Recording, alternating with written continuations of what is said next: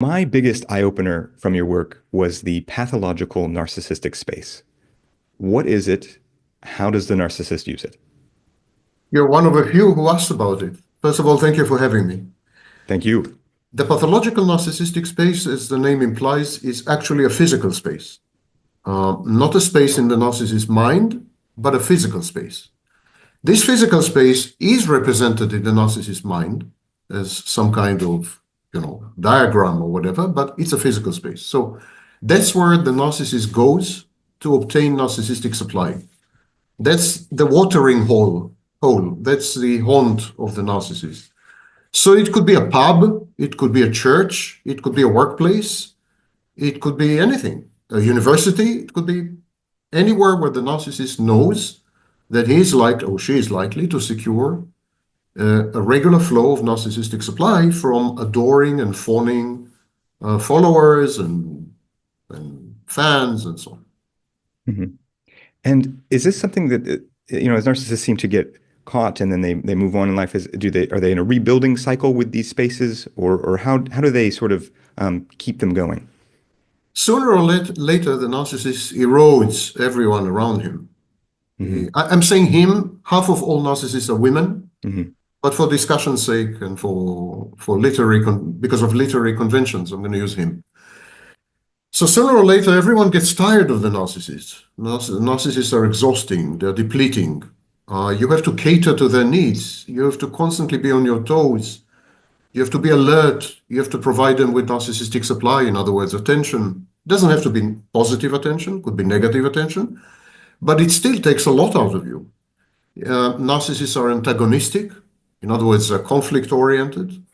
They're dysympathic in the sense that they never reciprocate, and so you feel that you're constantly giving, and you're not getting anything in return. It's a very one-sided, asymmetrical relationship. So sooner or later, everyone shuns the narcissist, walks away, dumps the narcissist, and so on. And by the law of numbers, the narcissist is forced to find another pathological narcissistic space. Hmm. And in this space too, it seems, if they have the sort of cult-like entourage and their activities around them, that this is an opportunity for entrainment, which I've heard you speak about. What is entrainment? How does it work? I think people find it difficult to believe that a narcissist can really brainwash people.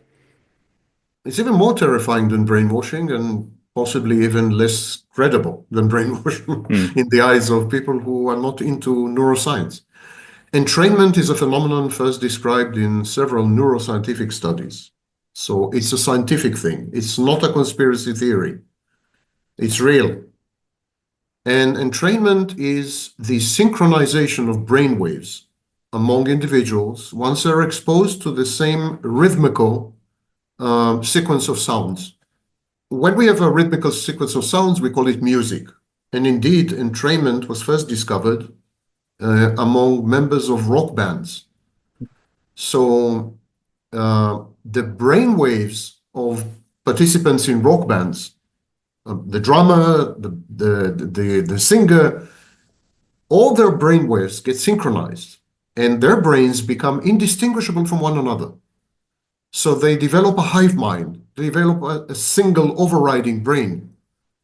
I mean, physically, literally, that's not a metaphor. So this was first discovered among people participating in rock bands and then in sports and so on and so forth. And then it occurred to me that the narcissist uses sequential rhythmic sounds in the form of verbal abuse. The narcissist's verbal abuse is highly ritualized and is very reminiscent of a prayer. Mm. It would stand to reason that a prayer would synchronize brainwaves. A prayer is a sequence of sounds which are oft repeated and so on, very much like music. Indeed, the origin of music has been religious. And so we have liturgical music and Gregorian chants and what have you, requiems and so on. So the narcissist does the same. Narcissism, in my opinion, is a form of religion. We can discuss it a bit later. But the narcissist does exactly the same. He repeats mantras, he repeats slogans, he repeats well-chosen words and phrases ad nauseum. And he does that vociferously and repeatedly and emphatically. And I think that this should create entrainment by any definition of the word. And I think that's what the narcissist does. I think, let it be clear, there are no studies that support this speculation hitherto.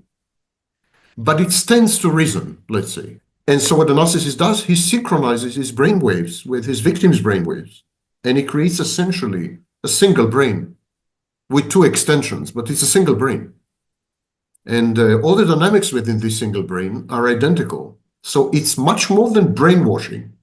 Brainwashing is also, the narcissist also brainwashes the victim. The narcissist uses something known as introjection, which is a psychological process where you internalize the beliefs and the values of another person. You internalize the traits and the behaviors of another person. You come to identify with another person to the point that you perceive the attributes of the other person as your own. And this is essentially brainwashing. If you've been brainwashed in China, then by the Chinese, then you would believe that the CCP is the greatest thing ever. So the narcissist does this as well. The narcissist installs an app. If we were to compare your mind to a smartphone, the narcissist installs an app in your mind. And this app is an introject. And this introject is the avatar of the narcissist. It's the narcissist representation in your mind. And it's highly active. It continues to interact with you. It collaborates with other introjects. And it sends out a message which is essentially critical, harsh, sadistic, demeaning, denigrating, and controlling. So the narcissist does both. There is brainwashing via the introject, this installed application, and there is also entrainment, where the narcissist essentially takes over your brain, synchronizes the brain waves, and your brains become one and the same. With the entrainment, does that require that you are together, much like the band, the rock band must be together? If you get away, you leave the room. Does that fade away and come back in when you're in the room with the narcissist? Yes, entrainment is intermittent. Hmm. When you're not exposed to these repetitive sounds, which must be rhythmical and predictable and so on, when you're not exposed to them, you're not entrained. So yes, it requires the narcissist's physical presence and his constant spewing out of verbal abuse, which is highly structured, highly repetitive, and ritualized. I'm curious. I know there aren't studies. There are studies on entrainment, but as you said, there aren't necessarily studies on this specific kind with the narcissist in a pure verbal way. I wonder, what do you think about the possibility that if there were music involved, say the narcissist were a dance teacher and they could lead a group of people, they could be touching partners as they're rotating partners, they could be giving counts at a rhythm, and then also giving critique and praise throughout the room and kind of running the room in the pathological narcissistic space. Would this be more powerful? We definitely have documented what is known as a cult personality or a group personality. We know that when individuals are embedded in groups, they lose a large part of their personal autonomy and agency and critical faculties, ability to think critically.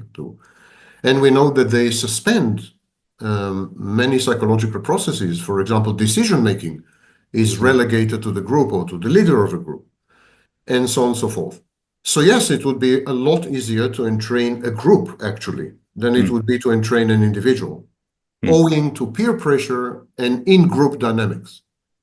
And that's why, of course, you have the phenomena of cults and the phenomena of political parties that resemble cults, and the phenomena of charismatic and demagogic leaders, and so on and so forth, because there is an intersectionality, excuse me for the expression, there is an intersection and a confluence of both individual processes of entrainment and brainwashing, if you wish, or whatever, and group dynamics, which are conducive to this.